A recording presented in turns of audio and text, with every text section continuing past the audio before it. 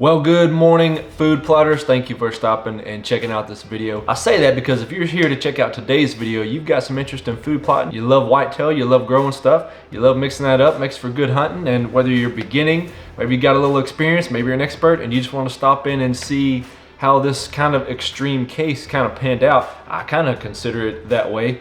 It was rough. Food plotting is a lot of fun. It's hard work. It can hurt your feelings, it can hurt your pride, and it can hurt your pocket. But it can also improve your hunting, improve your habitat, improve the entire experience for you and your friends and your family. So today we're gonna get into my recent experience on the new property with getting some food plots in. So let's get at it.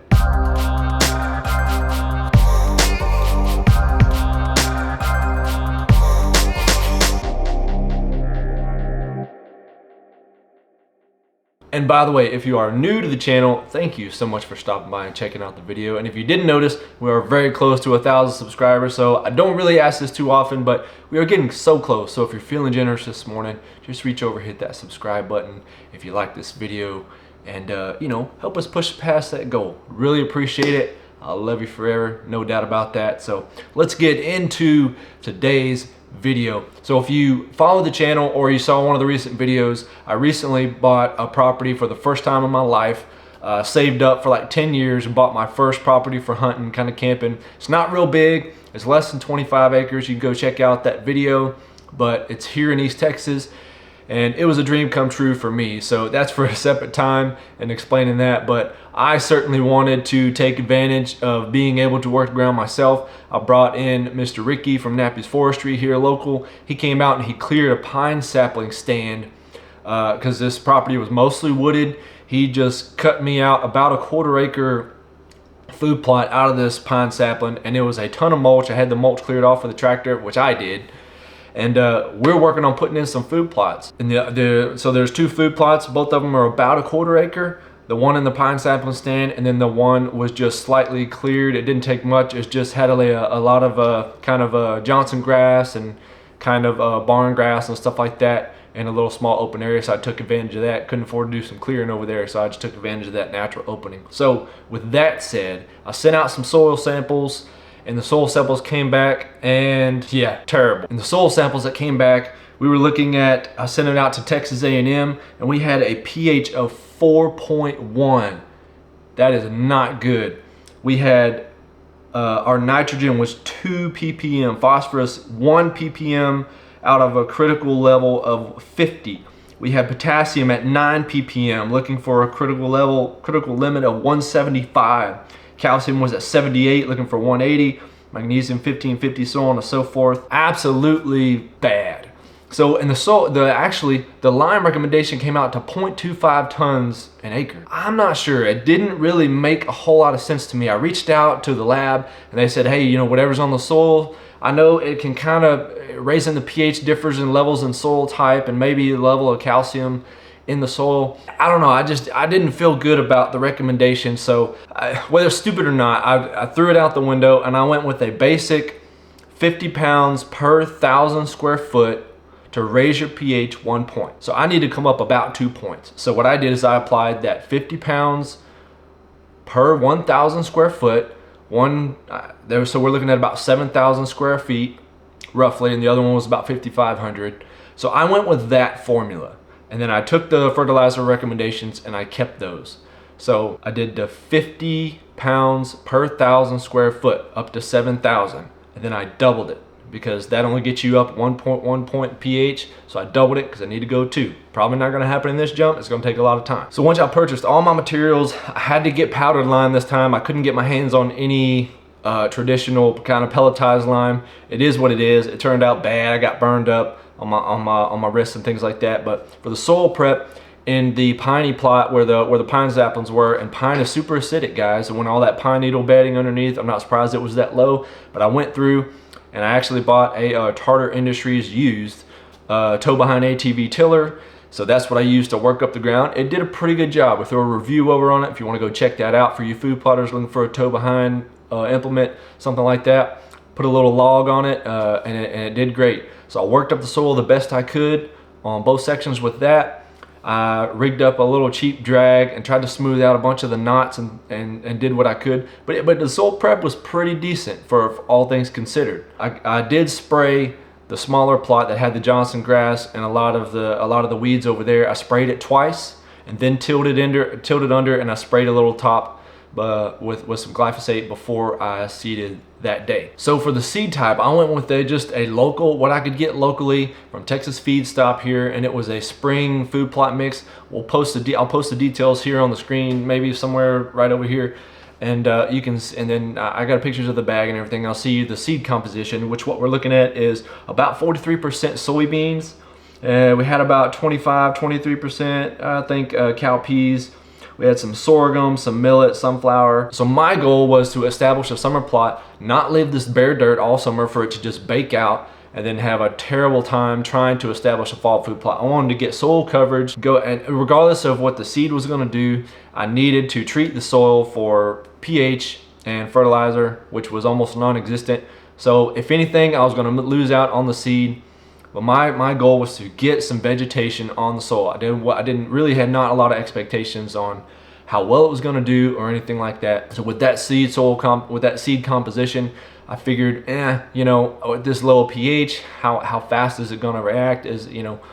I did also buy some plot start. I went ahead and tried that. I applied that to both of these. Actually, I did apply the plot start, and then once they sprouted, I hit it with the plot boost. But regardless, that's what I did. So for the seed rate, I went pretty heavy. So altogether, I right at about a half an acre, and I put out about 75 pounds of seed. So we're looking at about 150 pounds per acre is the rate that I put it out.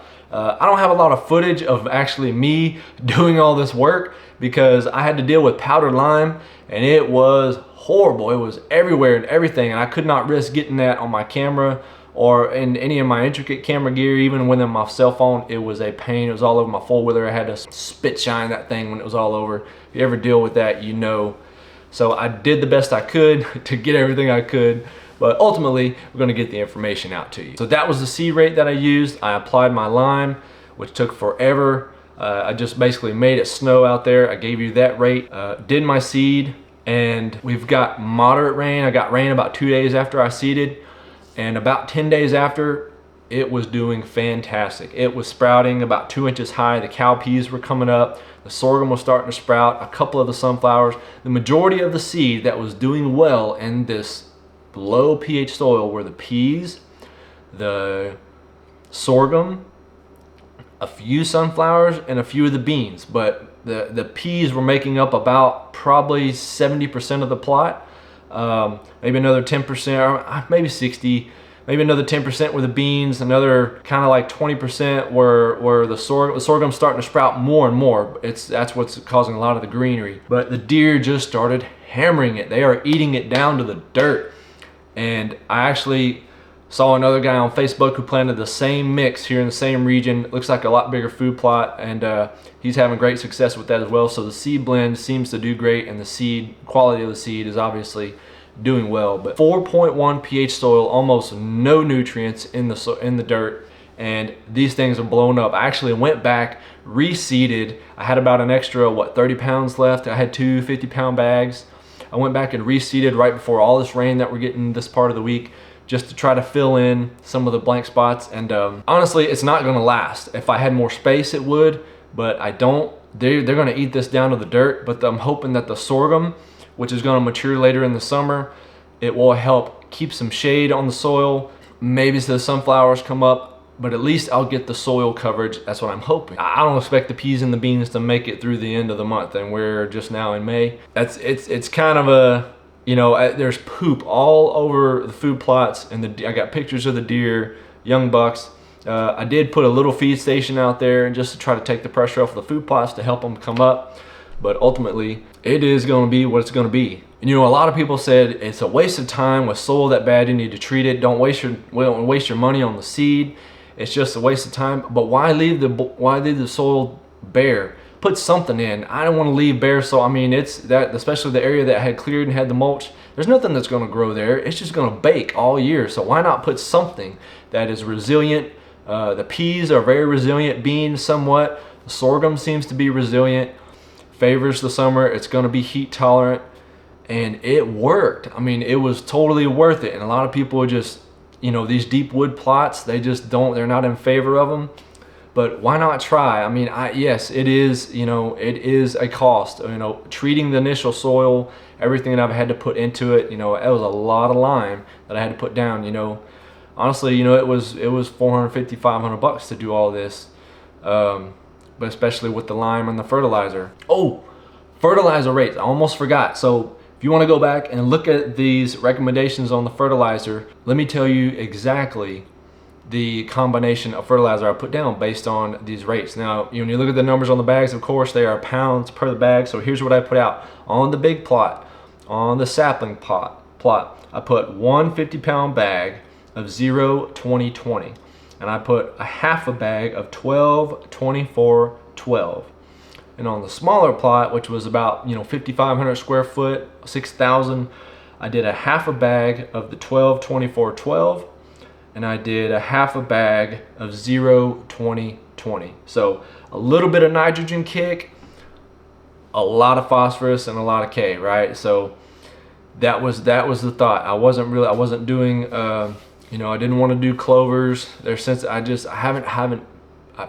had some experience with the past food plotting, some good, some bad, but this was a soil building composition effort, is what it is. So that was the exact rates of the fertilizer and the exact rates of the lime that I mentioned earlier at 50 pounds per 1,000 square foot. And I doubled it because 50 pounds per 1,000 square foot raises you 1 point. So I doubled that to try to get up to at least 6.1. You're not gonna make all that jump at once, but that was the rate that I used. So guys, acidic soils, it certainly can be done, especially on smaller scales. You know, it's a cost up front, but it's certainly worth it to start building that soil. And come the fall, we are going to have a great opportunity, and I think it's going to be totally worth it. This has been an awesome learning experience so far, and to do it on my own property certainly makes it super cool just to see the deer coming in, and it's, I don't know, it just blows your mind. But for you food plotters out there, I hope this little piece of experience and details kind of encourages you to, you know, at least try and do something. And it can be done if you do it the right way, is the best way you can. You know, if everything matches up. Rain is a big deal, time of year. This is a springtime effort, and it's working out. So thank you guys for checking out the video. Before you leave, just hit that subscribe button. Help send us past that huge milestone that we've been working for, and we'll do something super special, I promise. And come back and check us out again, and thanks for stopping by.